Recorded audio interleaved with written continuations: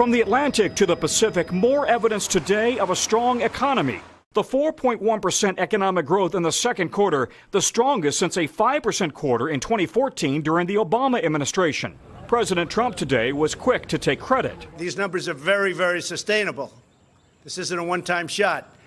I happen to think we're going to do extraordinarily well in our next report, next quarter. In Chicago, real estate technology company Touts, started just a year ago, has already gone from 6 to 33 employees. CEO Andrew Bolker is still hiring. Why the optimism? What's happening here on the ground in Chicago? It's a vibrant economy, and I think people are positive about how it's going to turn out for them. And it's certainly from a small to medium-sized business, there's a lot of support. Corporate leaders suggest last year's tax cut gave the economy a jolt.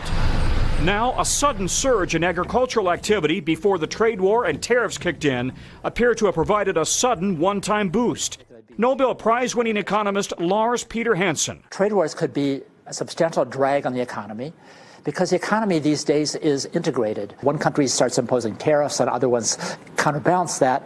Areas of lingering concern, stagnant worker wages, a growing budget deficit, and farmers who are paying the price for trade disputes with China, Mexico, and Canada. Our corn commodity prices are down approximately 25% since the first of the year. We're operating at a loss right now. The country's strong economic growth comes at a time when we're also experiencing the longest streak of hiring on record. Unemployment just 4% and robust hiring going on in business, manufacturing, and healthcare. Hey, NBC News fans, thanks for checking out our YouTube channel. Subscribe by clicking on that button down here and click on any of the videos over here to watch the latest interviews, show highlights, and digital exclusives. Thanks for watching.